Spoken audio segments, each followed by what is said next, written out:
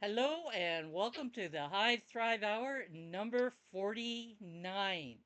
Today we are welcoming Azircon to the show. Azircon has been around the platform since 2018, and I did a little dive into his account today and learned that he writes about some pretty interesting stuff, not just financial, but a lot of things. Welcome, Azircon. How are you today? I'm all right. Thanks for having me. Again, double checking if you guys can hear me all right. We can hear you. If I can't, I'll let you know real quick. So how does All that right. work out? So I heard you say you're in Houston, Texas. That was one mystery solved right there. So how did you find actually it would have been the legacy chain that you found? How did you discover that? Oh, I think it was late 2017, and I was traveling through Florida. I was in Destin over the Christmas break, and uh, most of my family in Destin, they all caught some kind of a fever, and they were out of commission. I had nothing to do over Christmas because they're all in bed in different stages of fever. And I was looking randomly at the internet, and I just found there is a blockchain that allows blogging, and that's how I find it. So So I understand that your original intent was you were going to use the blockchain like a journal to talk about traveling yes, and that sort of thing, and you did some of that. Uh, yes, what got I you? I, I still do. Yes, you still do. In fact, one of your more recent posts, you were talking about Peru, if memory serves me correctly. Yes, actually, my most recent post, I was in Spain, not that far from. My friend Farsing here. I was in Malaga. He did not know, but now he does. So I was in Malaga, and I was traveling with my family through south of Spain for a over spring break. So yeah, it was a good trip. So I still use Hive blockchain as a journal. I hear there's a meetup coming up in Alicante in Spain.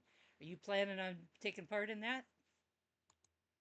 No, my travel schedule is completely messed up. So I travel a lot and I travel randomly over short notice, mostly for work, but then I attach certain personal trips with it. So, and it's the main problem is planning anything is very difficult these days, as always, but especially now with air travel kind of in a big mess with the major Middle East hubs closed or erratic at the most. So it's very difficult to schedule air travel right now. Yeah, that's understandable, and it doesn't look like it's changing anytime quick. No, unfortunately. So, do I understand correctly that you have a background in trading? I'm a geologist.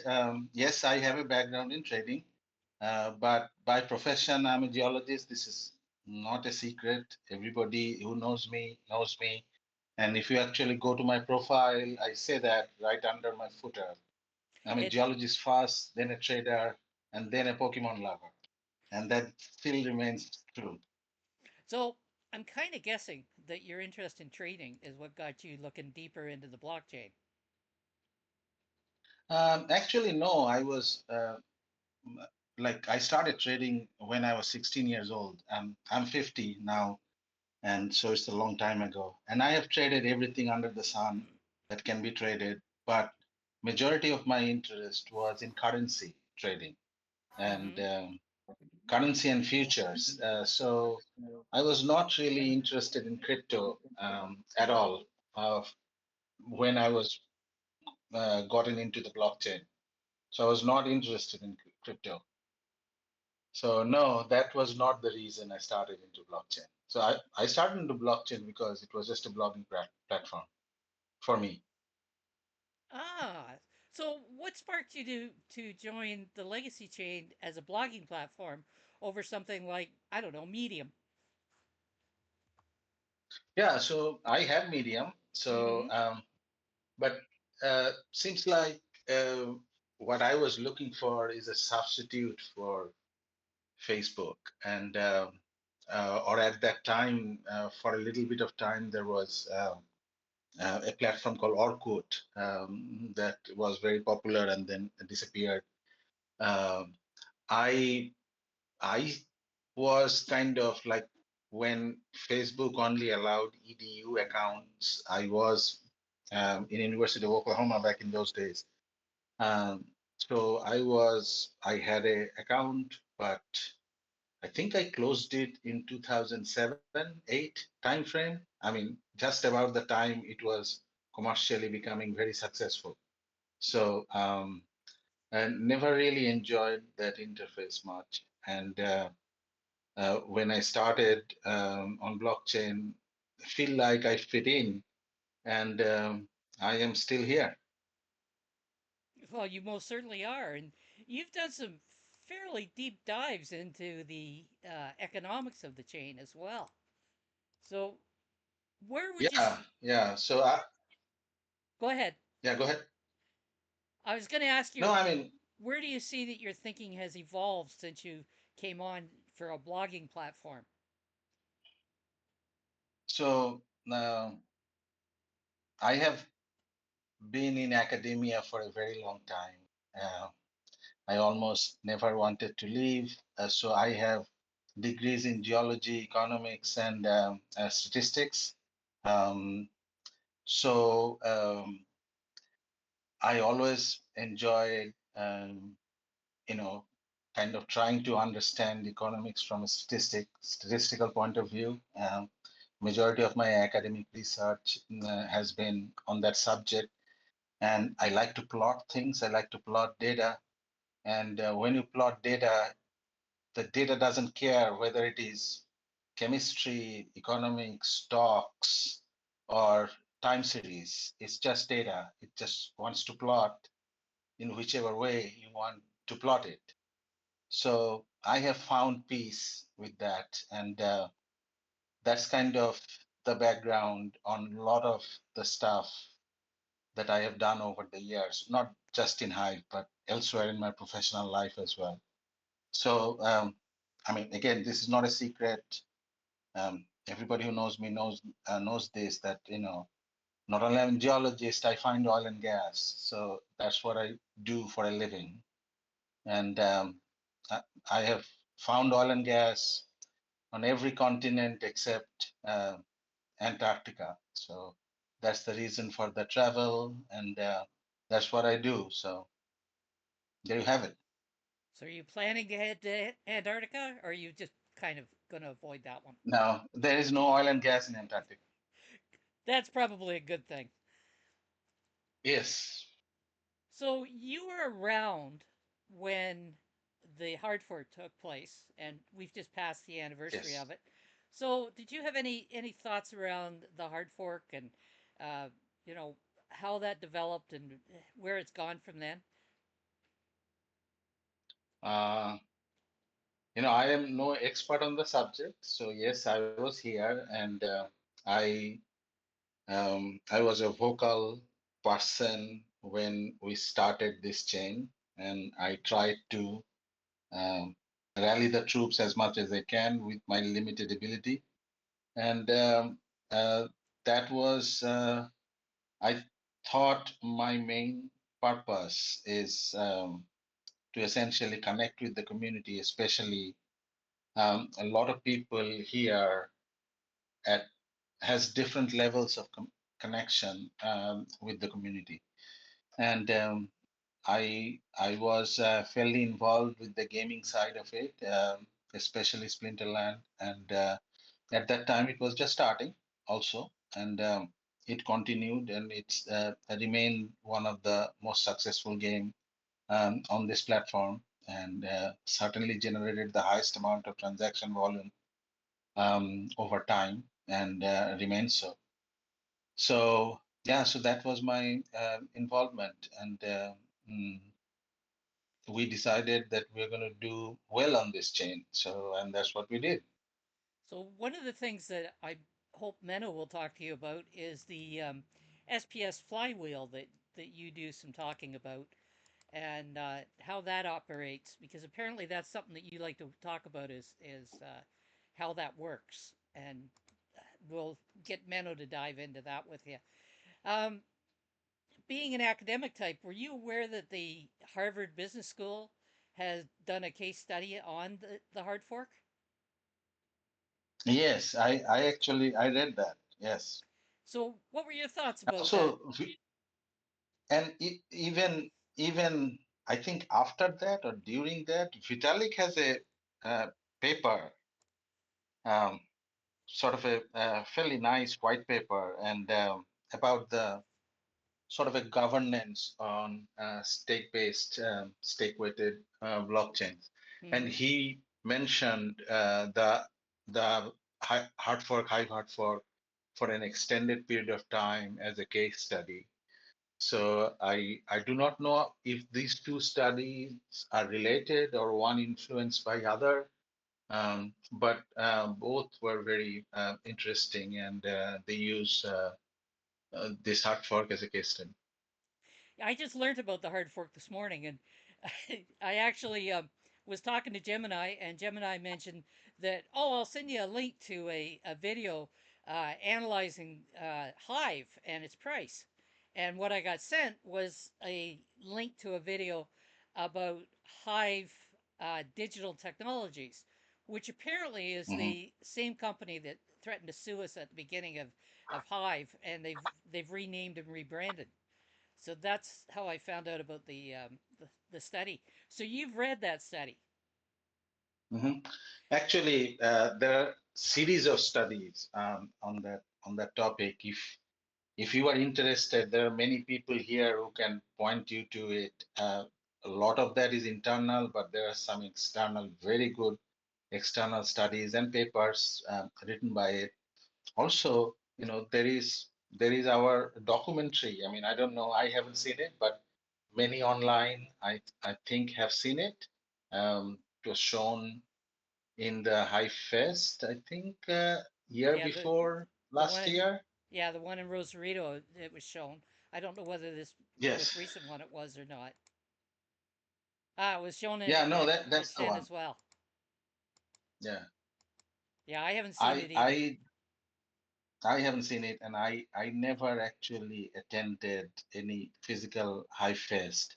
I have attended a couple of virtual ones during COVID, but uh, it typically happens in September, October, November, like in the third, fourth quarter of the year, and that is kind of a dreadful travel time for me. I have multiple business trips during that time, and I could never find time.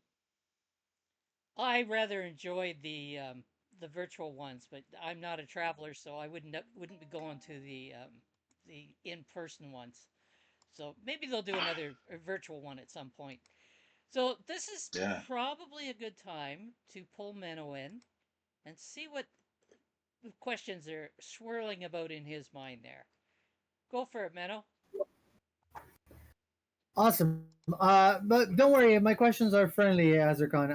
I really want to talk about something that you're very passionate about, and being somebody who really pushed it forward. In that sense, I guess you could say you are a trendsetter, and I really want to get your opinion. You and I have had conversations on the topic of KE, the Krampus, Hmm. uh, Yes. and but I think it was you really who came up with it from the to begin with. Of course, the guy that coded it is another Hyvian. I don't remember his name right now. I'm sure you will tell me. But first of all, tell me, why did you come about it? Like, what were you trying to solve? What was your motivation behind pushing KE? So first of all, I am um, just a stakeholder. I mean, I'm not a witness. I'm not a software developer. I'm not a coder. I'm none of the above. But I'm just a stakeholder. So I hold some stake in Hive, and over the length of time, I my goal has always been to look into um, some of what, lack of a better word, called abusive behaviors in the blockchain. And since there is money aspect attached to this, there has been over the years many people who try to use this blockchain as a form of extraction of reward or misuse of reward pool. This is a topic that is long-standing. Nobody really wants to deal with it or talk too much about it, and it becomes very subjective and opinionated very quickly. So when I was looking at the data of Hive blockchain, I I thought that, and there are many tools available now, and there were fewer tools available in the past that can list the account history or the stake history of all the accounts. So I thought, I can potentially summarize that data in a more consumable format where I can present it in a way like a lot of the people who are in charge of not in charge they're interested in the data, the Hive blockchain. They are um, software people of different types. They like to think in terms of tables. Now, tables are not very good way to communicate to people, to general public. So I thought, okay, this is not helping. If I presented the data in a different way, in terms of plots and graphs, then people will understand what is exactly happening uh, to each individual stakeholder and what they have done with their account over an extended period of time. So when I started plotting this, I had no idea that this is going to become popular or anybody is going to be even remotely interested about it. I was just doing it for myself. I mean, I typically do everything. I write for myself. I do not write for anyone. So I was writing for myself, but also presenting it in a way so that if other people who are interested can consume it and we can have a conversation. So that was my intent of creating KE. Yeah, so it was very organic in a sense. It wasn't so you didn't really have a conversation with somebody about it. It was just No, came completely out of you. yes, it's basically very simple. Is total rewards divided by held HP. So I was looking for a metric, and that was the simplest metric I can come up with at the time, and it was Mhm. author rewards. Like every post that you make, you get author rewards, and if you curate others post, you get curation rewards. You sum that up, that's total rewards. And if you divide it by your current account held HP, that gives you a ratio. And if that ratio is high, if the numerator on this is pretty high, that you have gotten a lot of rewards, but you have no HP to show for. And if that Yeah, is low, then if it is exactly one, there is you kept all the rewards. You haven't sold any of your HP. Now you get a little bit of HPT also when the prices are reasonable. And I have always thought, okay, that is your ice cream money. You can always sell it. I mean, I'm not considering that, but at least your staked reward should reflect a certain reasonable ratio of the rewards that you are given. So that was the concept of KE. And what Krampus is essentially, it was, I was reading a book at that time about Krampus, which is essentially the Antichrist, right? So good guys versus bad guys, blue pills versus red pills. And I just thought, why not? That would be fun. and it got stuck. What that wasn't Krampus a like a bad Santa Claus or something like that? It's a bad Somebody Santa Claus. It's yeah. if you're bad children during Christmas time, if you have done bad things, you don't get any gift from Santa. You get a visit from Krampus, and you From, get cold. from the Krampus. You get a cold, or Yeah, you might get eaten also. yeah, that's how it was. Yes. I want to say that I understand. Of course, more transparency, more information is always a good thing. So, in that sense, I've been very supportive of having more transparency on the platform. But I've also noticed, and this is why I wanted to have this conversation. There's been I don't know if I would call it layers, but let's say some tones of toxicity behind the KE because it's not a binary thing, meaning that it's not, oh, automatically somebody has a higher KE, therefore that person is automatically bad for the chain. I'll give you a very No. solid example. Let's say CureAngel. CureAngel is a curation account, and it Mhm, pays out to the people that delegate to it. So if we were to mhm, look at CureAngel's KE, it's going to be super high. And mhm, if the only thing I use was KE and say like, oh, this account is an extractor, that would be very mhm. inaccurate. See what I mean? Yes, So absolutely. So if you read the post, if you go to my blog and my pin post, if you read it, and there are inward link to all the subsequent KE articles there as well. It clearly states what you just described. It, Curangel is not an individual. It's not a person. It's not a blogger. As you said, it's a curation account. And a curation account, by design, gives away part of their rewards to the investors. I am actually um, an investor in Curangel for the longest time that I remember since the inception of Curangel, I think. So a, the KE ratio of a curation project is meaningless. That is not something we need to look at. So no, I mean, you are absolutely right. The KE ratio cannot be looked at in isolation. It needs to be looked at with context. And if you actually read uh, the KE articles since its original inception, it is always very clearly explained. yeah, I agree with you. I agree with you. Obviously, that's why we're having this conversation. But it's almost like I want people to hear it out of the horse's mouth because Yeah. I've had conversations with people about it, and they go like, and I've even seen. I'm not going to name names. It's like, oh, if I see somebody with KE over 4, I downvote, and I'm like, okay, Mhm.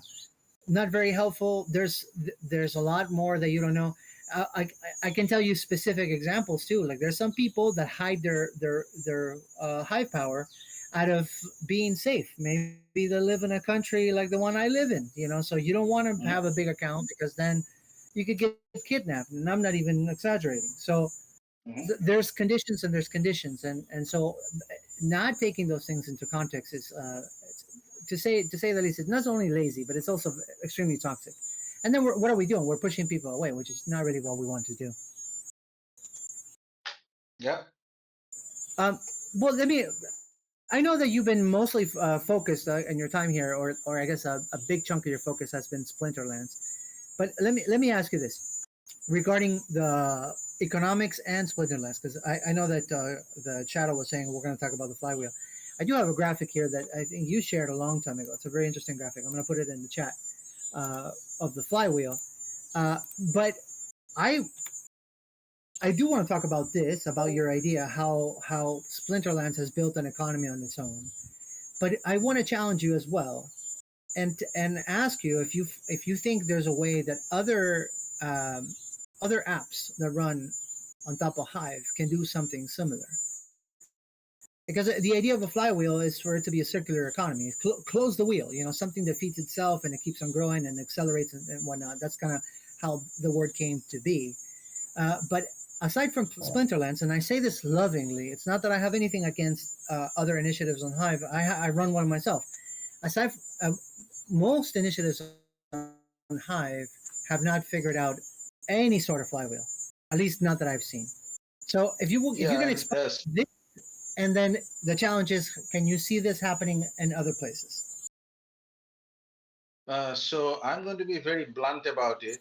So by the way, I'm on the phone and I cannot easily access the chat. So could you tell me which article you mentioned right now? Is it the April 25, 2025 article titled SPS Flywheel? Is that the one you were talking about? Actually, he shared a Yeah, graphic. It's titled Splinterland's Asset Flywheel version 1. yeah. Okay, hang on. And from your So post, what's from the your date of that post? 11 months ago, What is the 11 months? 420. Yeah, Let me look that up because I cannot do both at the same time. So it would be easier no, for me to look it's that from, up. yeah, April from last year. No, April from last year, April 25. I Yes, think that's what I mentioned, April yeah, 25. that's the one that you were talking about. Yeah. Yeah, yeah. Hang on, give me 1 second. Let me go. I think I just have that post open. April 25, 2025, titled SPS Flywheel with a picture of a flywheel. Is that right? That's correct. Okay. Yeah. So first of all, I can say the long story short. This post is essentially about timeline as opposed to the flywheel itself. Uh, the Splinterland flywheel is not working at this point either. Okay, so that's the short answer to it. And the reason it is not working is because we do not have enough people.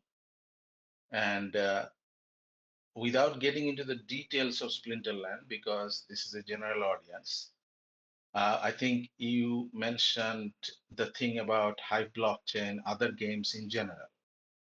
And the reason the concept of flywheel doesn't work is because we do not have enough people.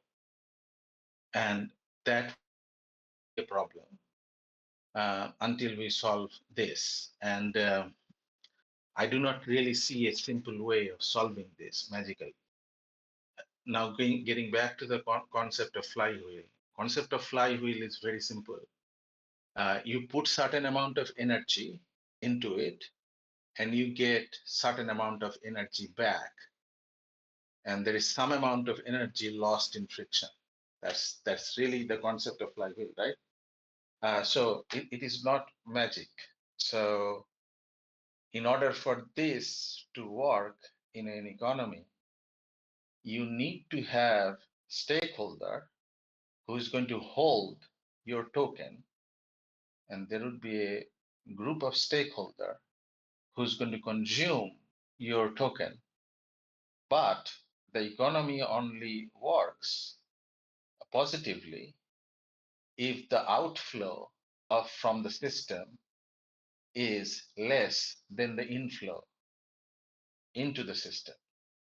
And right now, in the entire Hive ecosystem, I am not aware of any project or Hive in general where this is the case. Outflows are actually higher than inflows. And that's why our prices are down, all our tokens are down, all the projects are not successful in terms of price. And that's where we are.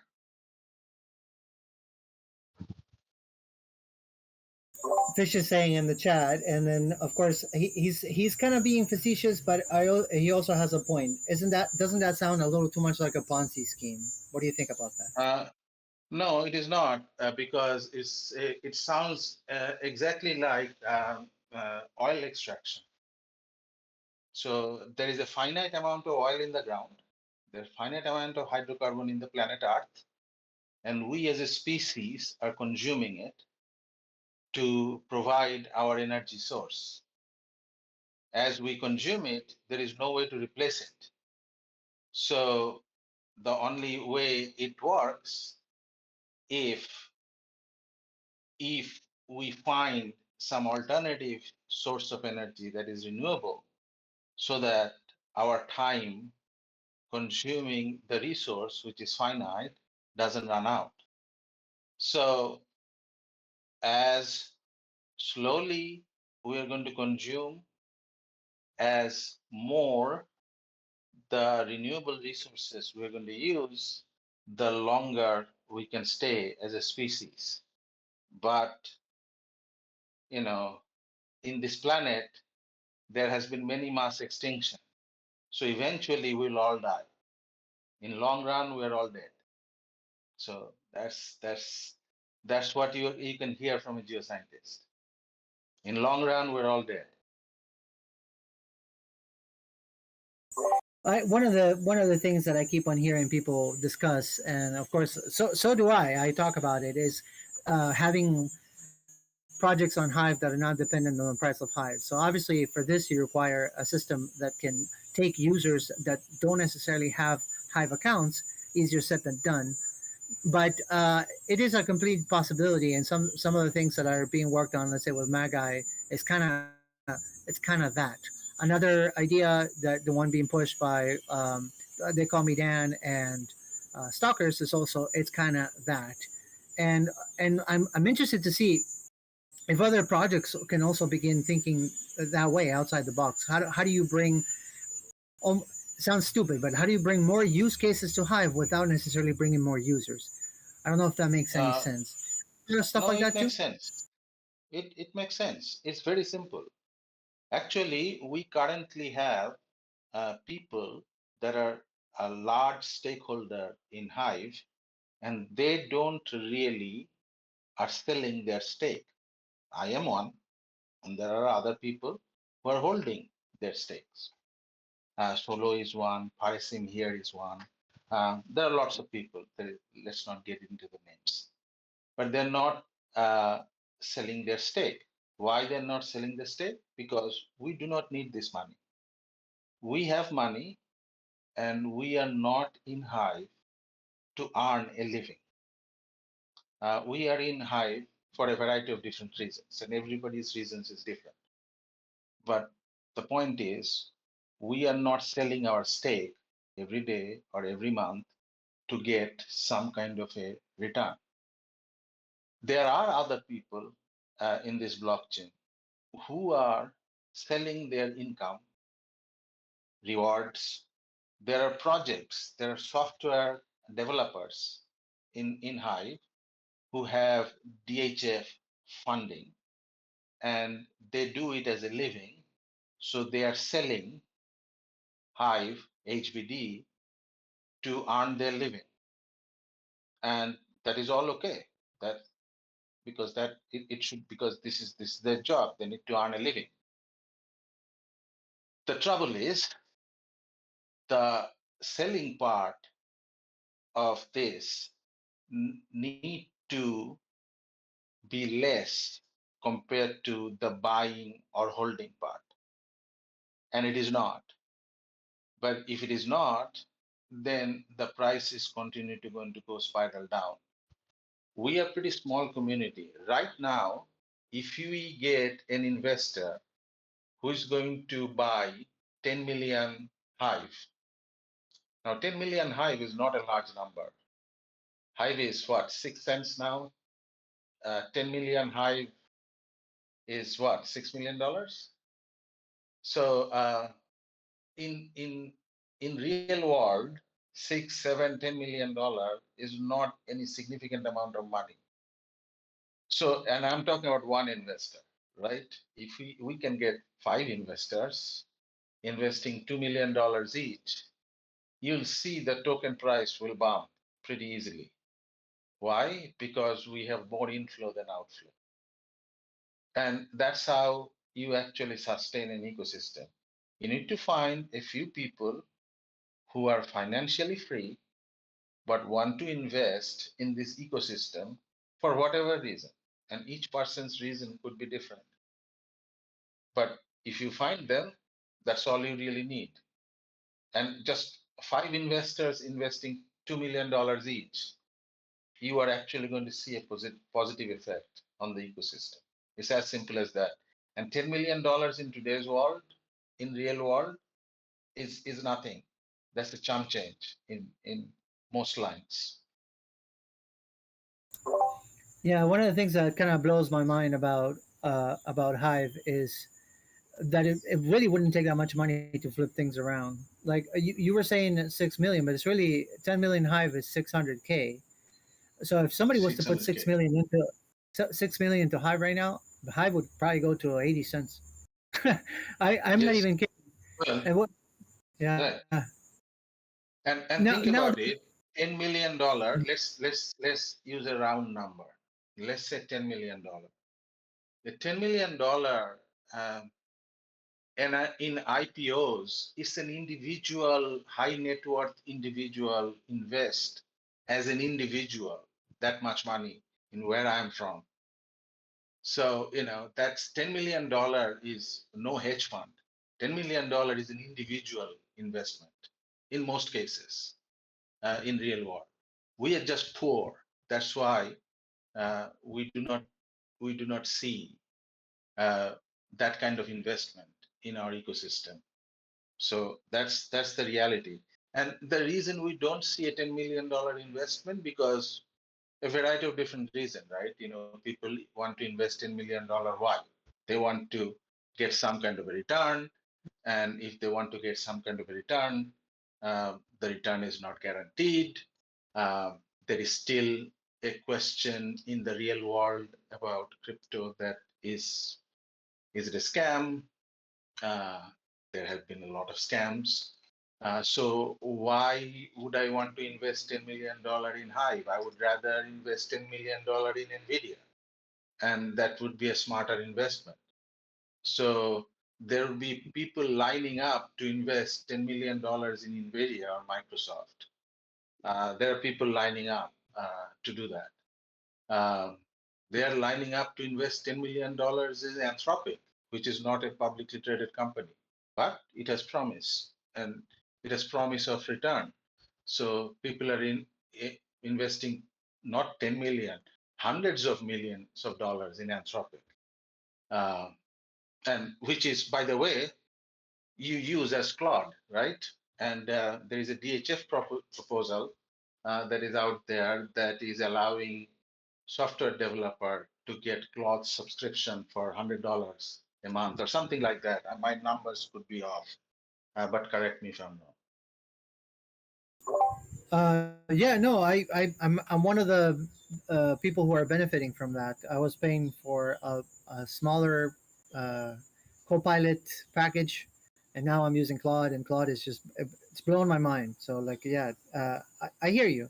I think one of the challenges here, and I think with this I'm going to invite Shadow to opine as well, is like there's got to be reasons to buy Hive that is not necessarily connected to you're going to make a return on it. And for example, for me, and I can only speak for myself, there's an element of it that is because I want a piece of the protocol. I want to be able to be part of the governance. I want to be able to support the people that I find valuable and the ideas that I find valuable. And for that, I need more of the protocol. So I might be in the minority of human beings. I think most of the people that are here now are in that group. We want more of the protocol, but it's really more like a social thing. It's like, oh, my standing in the community. I want to be relevant. I want to be able to have some weight so that I can influence what's happening. But that cannot be the only thing that we have to offer. And at the moment, it seems like it is.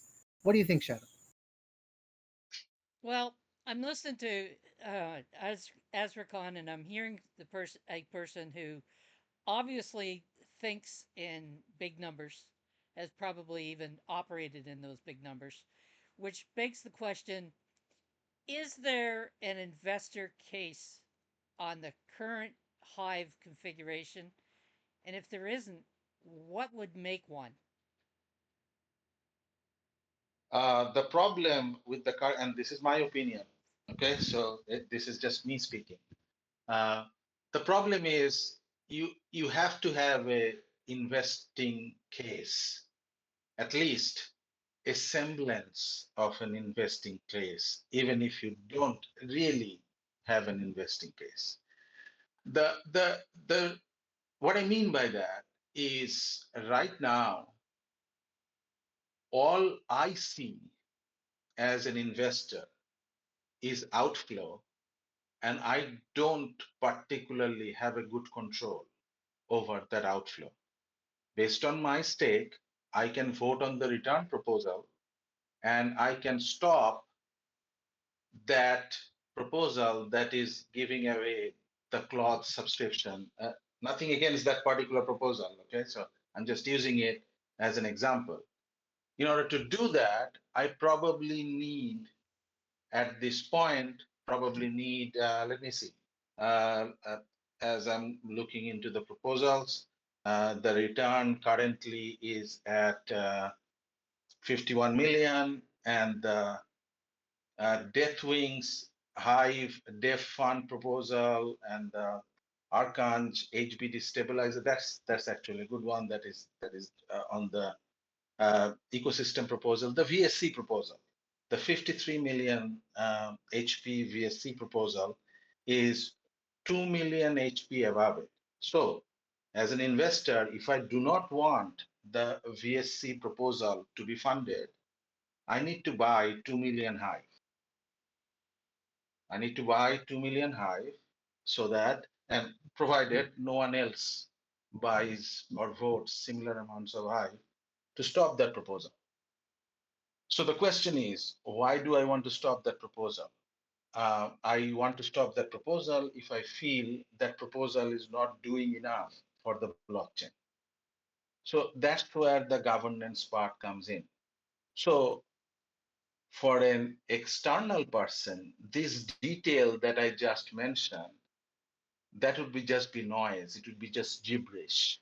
They would not understand a single thing that I have and I haven't mentioned anything technical at all. This is just common knowledge for anybody interested in the blockchain. My point is, if we don't do that, if we don't stop the outflow, that single proposal, the VSC proposal, currently is outflowing $51,000 a day for the next 44 days. So that money is going to be sold. That money is going to be gone. If we can block that proposal, $51,000 a day times 44 days, money will remain in the blockchain. So that is the angle. So if we cannot stop the outflow and we do not have enough inflow, there is only one, there are two ways to fix this problem.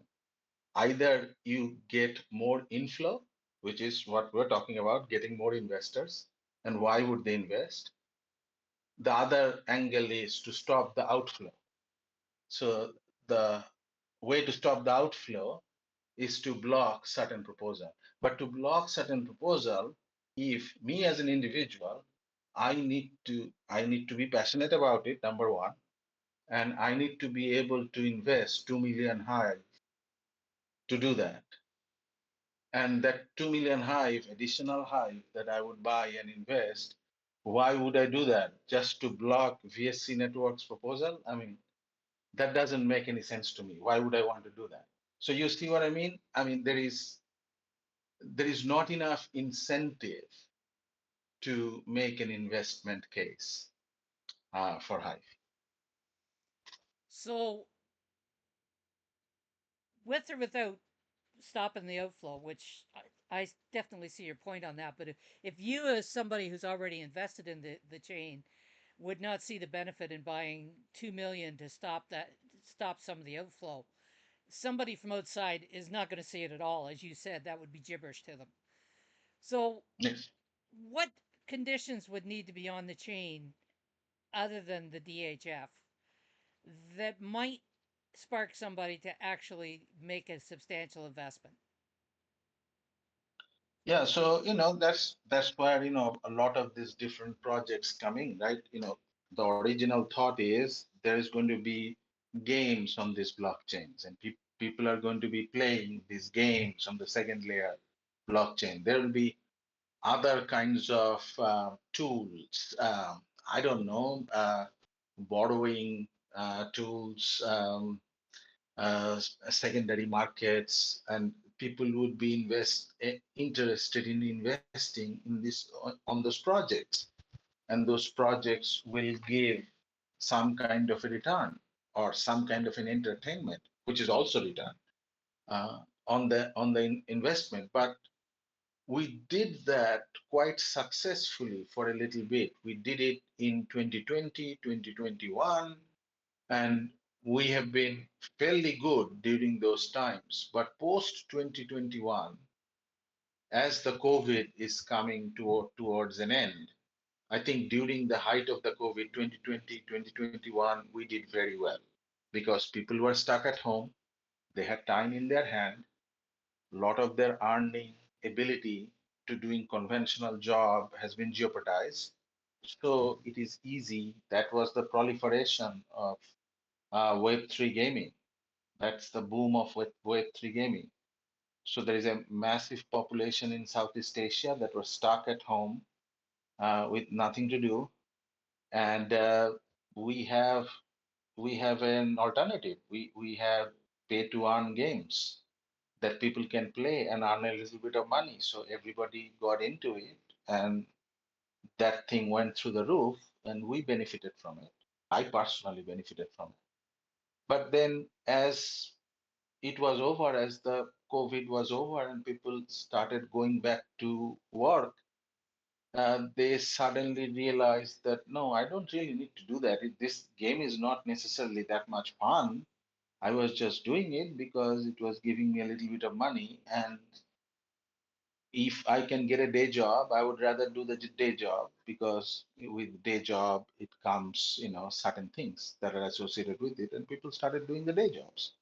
I mean, people who can, and people who couldn't stayed back, but then at some point in time there was nothing much to be gained out of it. So slowly, they went and tried to exit. So that's essentially what has happened to us. So I think one of the things that I'm hearing here today that we don't hear very often talked about, we hear, bringing different projects to the chain and building different projects and having more diversity. But the thing that we're not talking about is bringing those projects that are creating demand for the actual token. Maybe we need Yeah, to talk about that a whole actually, lot more. I am not aware of any project today that is creating demand for the Hive token. Hmm. There was a time where there are few projects that were creating demand, but they had a massive amount of tailwind behind them. And this is during 2020, 2021. Splinterland has 1 million subscribers. Had a lot of tailwind behind them and could spend a lot of money. Um, so we did bring a lot of Hive subscriber at that period of time. But as we crested uh, that hype and came down, you know, it's been very difficult to get new people in because it is very hard to like. There are plenty of gamers out there who would love to pay a card game without any payment. I'm a long time player of Pokemon, uh, and there are 1 million people plays Pokemon every day today, and they don't get paid. But it's fun, and it has a community, so that's why they play. We unfortunately could not attract that clientele. We could only attract a clientele who thought that we play the game to earn some money, some small amount of money. And that is the clientele we attracted. Now, when we could not provide that small amount of money, we lost that clientele. So that's the missing link in this entire discussion. If we are asking people to come in to the blockchain, either the direct blockchain, we tried that too, like very early on, we tried that. write a blog, earn money. There's there are a lot of Nigerians still doing that, right? Writing a blog, earning money. Nothing against Nigerian. I lived in Nigeria for many years. I just used it as an example. Uh, they're still doing that because they do not have anything better to do. It's not their fault. Uh, they just do not have anything better to do. But if we get this kind of people, that is the outcome that we are going to get. There was a massive push for Hive in Venezuela. I haven't I have seen people from Venezuela come to the blockchain. I haven't seen any positive outcome out of it financially from my point of view. And again, nothing against Venezuela. I mean, I we have offices in Venezuela. I have worked in Venezuela. I have Venezuelan friends here in Houston. So uh, nothing against those individuals. I'm just talking in terms of strategy. And I think we have failed on that strategy. Our entire Latin American strategy that has been uh, kind of formulated in Hive is a failure. And failure financially, not in terms of people. We have made good friends, we've made great people, but I don't think we have succeeded financially. And I did not ever expected there was a reason to be successful there. Because again, the outflows are always going to supersede the inflows. I think that we could have both if we could come up with the proper balance in the sense that Hive can make a real difference in people's lives, like Venezuela and Nigeria. But we also need the other side of the coin where people are willing to put money in to build the chain up. And how to create that balance is going to Yeah. be a struggle. I'm mindful of your time, Azircon. We're coming up on the last few minutes. Um, what do you like best about the Hive blockchain? Mm. That's a very good point. I like the people. I have made great friends here. So that is that is one important thing about social network. And um I have met many of them over the years, virtually and in person, various meetups, and I continue to do so. I also like the journal part of it. I really have used it over the years. It helped my writing. It helps my personal writing. It helps me give me a structure to my day. Oftentimes, when I'm a busy man, but my my brain oftentimes gets very clogged up on things that I don't really care that much about. So I need a way out, and writing it all up and posting in my blog, I think frees my brain. And that routine over the years have helped me immensely to grow as a person.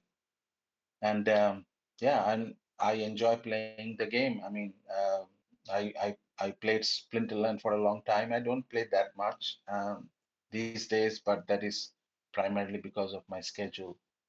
Um, but yeah, I mean, I really enjoy all those aspects of it, and it doesn't have the kind of a strange feeling of Facebook, which I do not want to touch for 2 decades now. So, but still, it's a social network, and I enjoy it. Understandable. And I think we've talked some about what you like least, but if you were to define what you like least, what would it be? Yeah, DHF.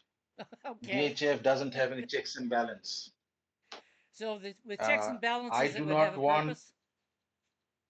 Yeah, checks and the simple reason is, currently you can get a DHF funded by just 3 or 4 individuals can fund a, DHF proposal. Their vote can fund a DHF proposal. And, if you can convince those 4 people to vote for your proposal is funded. It's as simple as that. And it should not be. What that does uh, it doesn't have enough checks and balances. Like you do not have to convince a group of community members to vote for you to pass your proposal. There are few examples of people who have tried it who could not secure one or two of those votes of high stakeholder votes. I'm talking about block trades, and they call me Dan. If you cannot get block trade to vote on your proposal, it is very difficult to, you know, pass that proposal. There are a few proposal who has done that. Splinterland is being one, but I have helped me and Lord Butterfly. We tried to lobby for that proposal. We did lobby for that proposal and we passed it. And I remember how hard it was at that time. And at that time, blockchain did not have that much stake. I mean, his stake uh, grow exponentially over years, right? And as it should, because he's invested in the, this is his chain for all practical purposes. So, and again, nothing against block trade. I talk to him all the time, but uh, it's the reality. So, and that I think is not healthy for us. Yeah, I see your point on that. And final question: where does that screen name come from? Oh, it's very simple. So, when I was in, that's my gaming handle, by the way. Azircon is my gaming handle. Mm-hmm. And when I was in school, bachelor's in the university, I was a geology greenhorn student, and I wanted to date zircon. Zircon dating is a specific type of dating technique, which you actually get a single crystal of zircon out of a grain of rock, and then uh, you put X-ray electron beam on them, and thereby heat it up and date that particular grain of zircon. So the method is called shrimp, a single zircon crystal dating technique. So single zircon, a zircon. As somebody just said, of course it's rock related. Yes, All right. So yes, it's been fascinating talking with you today. We probably could go longer, but you do have a hard stop at 2 o'clock. Menno, did you have any yeah, last words? No, I just want to thank you, brother, for coming on, for chatting with us. I think it's so important that the community knows who our stakeholders are, their opinions, and also, where they see the change going. It's part of keeping the community together, and it's one of the reasons why I do this with Shadow. Why we make it a point to make shows every single week, even if we're tired, even if we got things going on in our real lives, as the kids say. Uh, but thank you for coming. Thank you for the awesome conversation. I hope that people are not walking away feeling negative about this. It's just realities that we have to face. This is, in my opinion, this should just be reasons why we should advocate for change, and that's it. But not a reason to be bummed out for the rest of the day. But that's it. That's yep. it. That's all I'm gonna say. Oh, Did a lot already. all right, All right. Thank you, all right, yeah, Azercon. And thank you, everyone, for listening and uh, being here today. If you're in the audience and listening on the recording, if you're not. And next week, we will have to surprise you with who's going to be on. We had somebody lined up and they had a delay. So we're working on that.